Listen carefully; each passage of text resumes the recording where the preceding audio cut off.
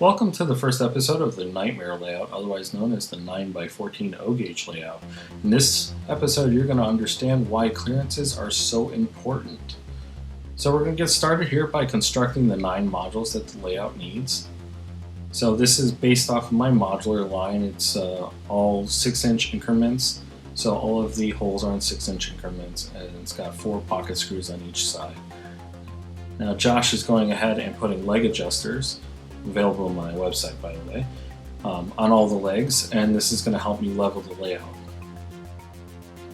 So here I'm going to go ahead and start putting the legs on the layout, and I'm actually going to start leveling it off here just after I get it assembled. But you'll notice that I'm assembling one module on top of another one, putting the legs on it, and then sliding it out into position.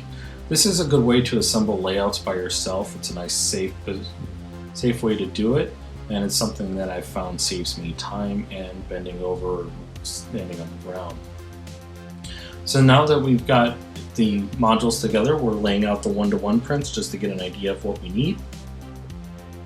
And then we're going to cut up some plywood here so we can get the 2 back modules covered, as that's going to be the base layer. So we've got 2 3 feet by 7 foot sheets of plywood. We're going to go ahead and set in place and then secure. And then we're going to roll into our first problem. Now the first problem was actually found before I even started construction on this layout. I noticed in the drawing after I got it done and handed over to the client that I actually had a clearance issue on the front right corner. So what I had and did is I modified the layout digitally and moved the 2 switches back along with the 180-degree curve as well, and I ended up reprinting that section off on an angle to make it a little easier to fix in position. So no big deal on that one. I thought that was going to be the extent of the problems, but not so much. We're just getting started. So now we're working on the front half of the layout. We're getting the one-to-one templates cut to size and glued into place, getting the ramps ready to cut. Keep in mind most of this stuff is going to have another layer or 2 over top of it, so I want to make sure that everything fits the way it should. And then we're going to go ahead and cut a couple sheets down to size for layer number 2 on the back side. I believe this was about 27 or 30 inches, I don't remember offhand. But the idea here is the second layer, we want to go ahead and lay it down. We're going to glue it in place. Keep in mind that's the 3M adhesive. It's not Super 77. Check the link down below for the specifics, but it works really good, and we got it glued down in place.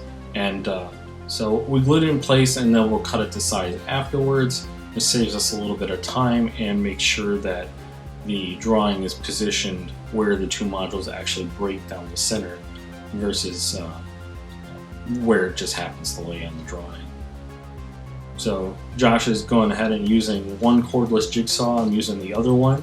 Links to both are actually down below, but I'm really in love with these Ridgid jigsaws.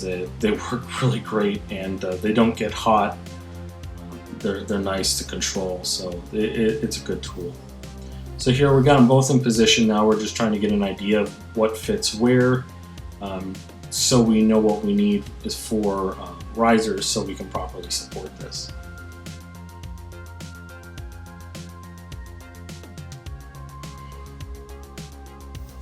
So here now we're going to start putting the risers in on the right hand side. And you notice the risers are going in on different angles. This is done for 2 reasons. One is to clear all of the track. We want to make sure that the trains and, more importantly, things like passenger cars aren't going to be interfering as they overhang the track. So we're going to go ahead and get those in place and then secure it down. Keep in mind that all of these surfaces are actually 3/4 of an inch. So there is no 1/2 inch plywood on the layout just yet. That'll change here in just a second though. So I'm going to go ahead and install the right hand side, or the left hand side now. Same process as the right, but I want you to pay attention to that green block on the right hand side sitting on top of a piece of track and a piece of cork. The problem with that is that green block, which is actually based on the NMRA standards, is 3/4 of an inch too tall.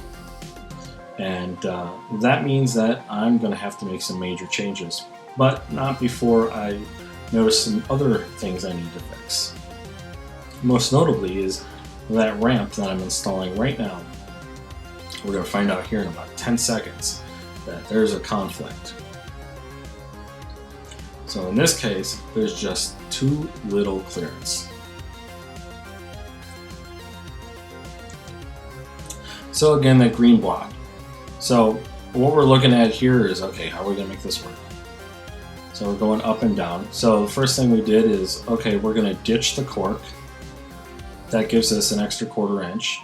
And then what we're going to end up doing is we replaced the bottom surface with 1/2 inch plywood. And then we actually rip a 1/4 inch off of the bottom of the ramp on the top as well. So that gives us an additional 1/2 inch of clearance, so a total of 3/4. That gives us the clearance we need to make it work, so we're continuing on. Now we're setting the grades on all the ramps to get level 1 up to level 2. And then we're going to start cutting up the pieces for the third deck. And the third deck is actually where things start getting more complicated because there's more interaction between different levels and there's more potential for interactions with the track clearances. And unfortunately for me, it ends up becoming a major issue, which I'll cover in more detail on the next episode. But here you can see I'm laying out the 1-to-1 templates for the third deck. And I'm actually going to cut these in a different way. You'll see that I actually cut them to the size of the track. And I actually found that this was an experiment, and I found that it actually worked better than leaving a little extra paper. So in the future, I'm going to be doing it this way. And so I went ahead and ended up cutting up 2 sheets of plywood so I could get all of my upper deck in place. And then I went ahead and put in the risers for that as well.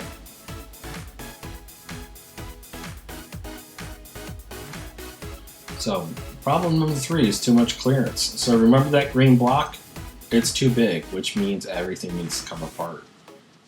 So in the next episode, you'll see more of what I ended up doing to fix all these issues and how the layout comes together and solves a couple more problems. So if you like this episode, please like and subscribe. Feel free to check out my other videos, and don't forget to leave a comment down below. I love your ideas, and tell me what I did wrong and what I screwed up. I want to know so I can learn and so you can too. Thanks for watching.